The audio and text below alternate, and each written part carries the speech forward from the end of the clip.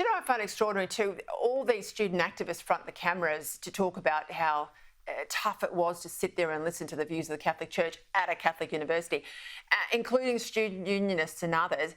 And I thought to myself, what Joe de Bruin said was consistent with the Catholic Church, but would also have been very consistent if that had been at a Muslim or Islamic university.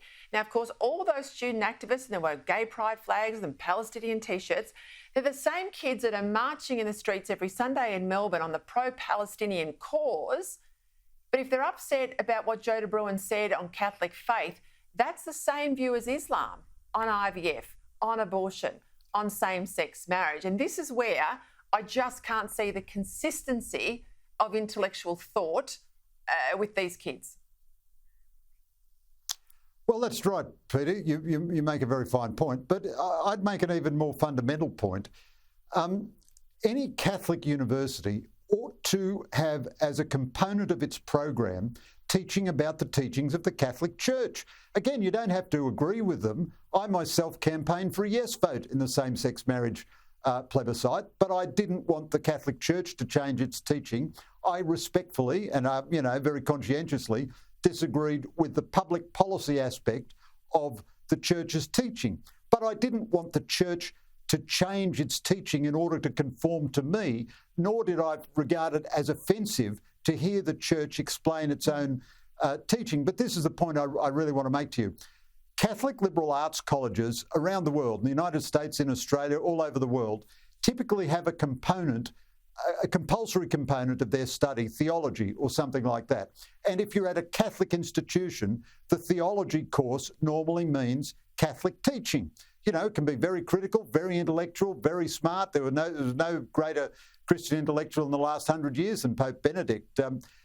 And so obviously, if these students were so offended at hearing a normal Catholic layman like Joe de Bruin defend normal Catholic teaching, that would indicate to you that they've never heard it before. So what is the Australian Catholic University doing? What is its purpose if it's never previously exposed its students to Catholic teaching? Why on earth does anybody bother with it? So it needs to reform itself and become bold and proud of its Catholic identity and its Catholic teaching, or it should just shut up shop and go out of business and stop pretending to be something which plainly it isn't. I think the VC's got to hand in his resignation in the morning. I think he should be pursued on what he has done this week. He should not hold that position. Just before we go, we've got this misinformation legislation in the Parliament. The government wants it rammed through by the end of the year. There's been a whole lot of submissions, but a very significant submissions come in from a group of faith leaders. And it fits with this whole discussion we're just having. They're very concerned that the overall impact of this legislation, if it passes, will be to constrain, basically make illegal, religious speech and debate, particularly online. Fair criticism? Yes, I think it is. So this is very disturbing legislation. There's a paradox here.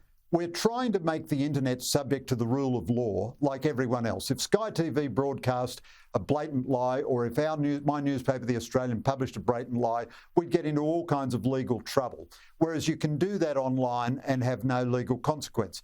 However, what is a blatant lie is quite clearly defined under the laws of libel and so on. Somebody has to sue you and establish that you've told a falsehood.